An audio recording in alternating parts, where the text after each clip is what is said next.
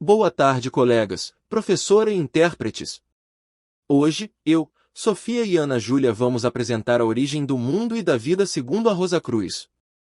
Mas primeiro vamos entender o que é e da onde surgiu. A Rosa Cruz não é exatamente uma religião, mas sim uma fraternidade ou escola iniciática e filosófica. Existem várias hipóteses e interpretações sobre sua origem. Uma das hipóteses diz que a história da Rosa Cruz começou há milhares de anos, no Egito Antigo. Nos templos às margens do Nilo, havia escolas secretas de sabedoria, onde poucos eram aceitos. Lá, sacerdotes e iniciados estudavam astronomia, geometria, medicina e alquimia, mas sempre como parte de uma busca espiritual, acreditando que conhecer o mundo era também conhecer a si mesmo. Esse conhecimento, transmitido em silêncio e símbolos, teria se espalhado com o tempo. Foi levado à Grécia, inspirando filósofos como Pitágoras e Platão, e depois floresceu em Alexandria, onde se misturou com ideias orientais e judaicas, formando o Hermetismo. Séculos mais tarde, quando a Europa renasceu em ciência e filosofia, esses ensinamentos reapareceram. É nesse ponto que muitos acreditam que a tradição foi reorganizada sob um novo nome, Rosa Cruz. Assim, para essa visão, a ordem não teria surgido de repente no século XVII, mas seria a continuação de uma corrente muito antiga, que começou nos templos egípcios e atravessou os séculos até florescer na modernidade. A segunda hipótese é a que muitos historiadores acreditam. A fraternidade teria surgido como um movimento intelectual e espiritual no contexto da Reforma Protestante. No início do século XVII, a Europa vivia grandes transformações. A fé, a ciência e a moral estavam sendo questionadas, e pensadores buscavam maneiras de renovar o conhecimento e inspirar uma vida mais ética e consciente. Foi nesse cenário que apareceram os Manifestos Rosacruzes. Segundo muitos estudiosos, os manifestos não narravam fatos históricos literais, mas eram mensagens codificadas, projetadas para despertar a reflexão sobre ética, conhecimento e aprimoramento espiritual. Assim, nessa hipótese, a Rosa Cruz nasce como um movimento de ideias, refletindo o clima intelectual e reformista da Europa e oferecendo um caminho simbólico para o equilíbrio entre ciência, filosofia e moralidade. E a hipótese mais famosa fala de um homem chamado Christian Rosenkreuz, nascido na Alemanha no fim do século XIV. Movido por uma imensa sede de sabedoria, Rosenkreuz partiu em uma longa peregrinação pelo Oriente Médio e norte da África, passando pela Arábia, Palestina, Egito e Marrocos. Ali, estudou medicina, alquimia, filosofia e artes espirituais, tornando-se um médico e sábio, conhecido por curar o corpo e a alma gratuitamente. Após anos de aprendizado, retornou à Europa trazendo uma visão de mundo renovada, a ideia de unir ciência, filosofia e espiritualidade para servir à humanidade. Reuniu alguns discípulos e fundou a Fraternidade da Rosa Cruz, vivendo de forma simples e mantendo seus ensinamentos em segredo. Rosenkreuz teria sido sepultado em uma tumba secreta, descoberta apenas 120 anos depois, contendo livros, símbolos e instrumentos de seu conhecimento. A história de Rosenkreuz e sua fraternidade foi registrada nos chamados Manifestos Rosacruzes, publicados na Alemanha no início do século. 17. Fama Fraternitatis, 1614. Confessio Fraternitatis, 1615. As Bodas Químicas de Christian Rosenkreuz, 1616. Esses textos são considerados a primeira pista concreta da existência da sociedade, pois antes disso não havia registros históricos verificáveis. Embora muitos estudiosos acreditem que Rosenkreuz seja uma figura simbólica, os manifestos deram forma e identidade à tradição, transmitindo seus ideais de conhecimento, cura e transformação espiritual. A história dos Rosacruzes é cercada de mistério e muitas lendas, justamente porque a própria tradição enfatiza o oculto, o simbólico e o espiritual, mas também tem muito a ver com o contexto histórico da Europa entre os séculos XV e XVII, quando se acreditava que ela surgiu, ou pelo menos se tornou conhecida publicamente. Na época, a Igreja Católica tinha enorme poder político, cultural e espiritual. A divergência de pensamentos ou práticas espirituais que não estivessem alinhadas com a doutrina oficial muitas vezes era considerada heresia, e poderia levar à perseguição, prisão ou até à execução. Isso incluía filosofias ocultas, alquimia, astrologia ou qualquer estudo esotérico independente. Movimentos de reforma religiosa, como os protestantes, começaram a surgir justamente porque a Igreja Católica reprimia questionamentos internos. Nesse clima, qualquer grupo que promovesse conhecimento esotérico ou experimental precisava agir com cautela. Os Rosacruzes não buscavam apenas proteger sua integridade física, mas também a preservação do conhecimento. Eles usavam o mistério, a simbologia e a escrita codificada como uma forma de transmitir ensinamentos espirituais, filosóficos e científicos, sem chamar a atenção da Igreja ou de autoridades civis. Além da proteção, o mistério servia como filtro.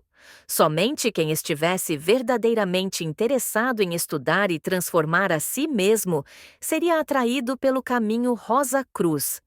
Essa abordagem seletiva ajudava a preservar a qualidade da tradição e do aprendizado.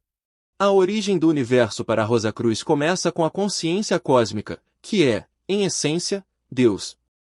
Não se trata de uma figura humana ou distante, mas de uma inteligência infinita, criadora e presente em tudo, a fonte de toda a vida, energia e consciência.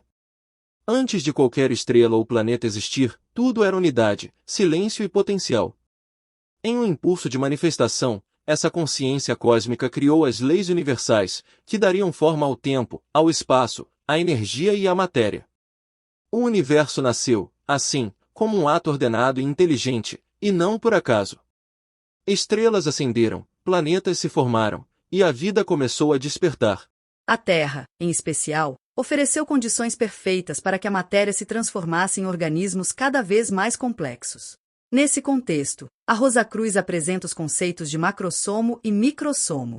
O macrossomo é o universo inteiro, o grande organismo que contém todas as formas, energias e leis, funcionando como um corpo harmonioso.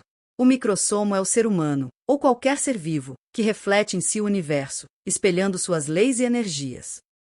A vida na Terra, portanto, não surge por acaso, mas como expressão de uma lei universal de evolução. O ser humano, como microssomo, carrega uma centelha da consciência cósmica, Deus, e, através da experiência e do desenvolvimento espiritual, pode harmonizar-se com o macrossomo, compreendendo a ordem e a inteligência que permeiam o universo. Cada estrela no céu, cada planta, cada gesto humano é parte de um mesmo processo de manifestação consciente. Para os Rosacruzes, perceber essa harmonia é entender que a evolução da alma e a compreensão do cosmos caminham juntas, como partes de um mesmo grande organismo, todas expressões da mesma consciência divina. Esse princípio que falamos antes também aparece quando a gente olha para a história da vida na Terra, segundo a tradição Rosacruz. Para os Rosacruzes, nada acontece por mero acaso. Sério, nada mesmo. Nem os grandes acontecimentos que mudaram completamente o planeta. Pense, por exemplo, na extinção dos dinossauros. Muitos diriam que foi um acidente cego da natureza, mas a visão Rosacruz é diferente. Eles enxergam isso como parte de um ciclo maior, essencial para a evolução da vida. Quando os dinossauros desapareceram, abriram espaço para novas formas de existência, entre elas, os mamíferos, e, muito tempo depois, isso preparou o caminho para o surgimento do ser humano. Então, até mesmo o que parecem tragédias cósmicas tem um propósito dentro de um plano ordenado. Interessante, não é? A ciência moderna nos explica a vida pela evolução biológica. Os seres vivos se transformam ao longo de milhões de anos. Mas a visão Rosacruz vai além. Eles afirmam que a evolução não acontece só no corpo ou na forma física, ela também acontece no espírito. Conforme a vida se torna mais complexa, a consciência também se expande. Isso significa desenvolver novas formas de perceber o mundo, de entender, de se conectar com o universo.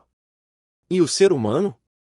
Bem, nós somos como o ponto alto dessa longa cadeia de transformações. É em nós que a consciência desperta para si mesma e percebe que faz parte de algo muito maior. Agora, vamos falar da vida de um jeito que talvez pareça diferente do que estamos acostumados. Para os Rosacruzes, a vida na Terra é apenas um capítulo na jornada da alma. A existência não começa no nascimento, nem termina na morte. O espírito é eterno, E o corpo físico é só um instrumento temporário para se expressar. Ou seja, a morte não é o fim, é apenas uma transição. É como quando a lagarta se transforma em borboleta, a alma deixa uma forma para assumir outra e continuar aprendendo. Cada encarnação, cada vida que vivemos, é uma oportunidade única. Através das alegrias, dos desafios, dos encontros e até dos sofrimentos, a alma acumula experiência e sabedoria. Nada é castigo, tudo são lições que ajudam no crescimento interior e na construção da compaixão. E nada acontece por acaso.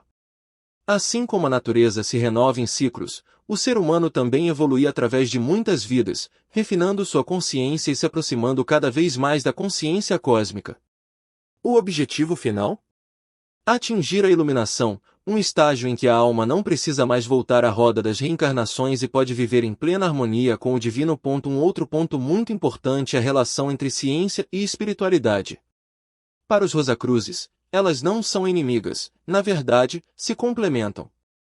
Estudar a natureza, o cosmos, as leis físicas, é também uma maneira de entender a consciência cósmica em ação. As descobertas da astronomia, da biologia, da física, elas não contradizem essa visão, pelo contrário, mostram que o universo funciona seguindo princípios claros e inteligíveis. A velha máxima hermética "o que está em cima é como o que está embaixo" traduz exatamente isso. O que acontece no vasto universo se reflete no pequeno, e vice-versa. É como se tudo estivesse conectado, em perfeita harmonia. Por isso, o símbolo da rosa e da cruz assume um papel central. A cruz representa o espaço-tempo, o mundo material e os desafios da existência física. A rosa, desabrochando no centro, simboliza a consciência que floresce e transcende. Juntas, indicam que o propósito da vida é integrar a experiência terrena à expansão espiritual, fazendo da existência humana uma ponte entre a matéria e o espírito. De modo geral, a visão Rosacruz é de que o universo não nasceu por mero acidente, mas representa uma obra dinâmica em contínua evolução, onde todos os seres têm um papel essencial. A trajetória da Terra, com suas mudanças e ciclos, é vista como um grande diário no qual a consciência cósmica descreve a caminhada da existência em direção a níveis superiores de entendimento e equilíbrio. A lenda do Adão caído e de Sofia. Esta é uma lenda simbólica da tradição Rosacruz, que fala sobre a consciência humana e seu despertar espiritual.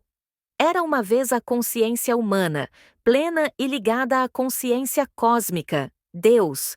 Tudo estava em harmonia, até que a consciência começou a se afastar da luz, mergulhando no mundo da matéria. Esse afastamento é a queda de Adão, a parte de nós que se prende ao ego, à razão e à ação, esquecendo-se de sua origem divina. Mas dentro de cada ser humano existe também Sofia, a sabedoria divina, o lado feminino que representa amor, intuição e ligação com o espírito. Assim como Adão simboliza nossa mente e ego, Sofia simboliza o coração e a alma, despertando para a luz. A vida no mundo material é, então, um campo de aprendizado. Em cada desafio, em cada experiência, o lado Sofia nos convida a lembrar quem somos, trazendo luz e consciência para curar a parte caída de Adão.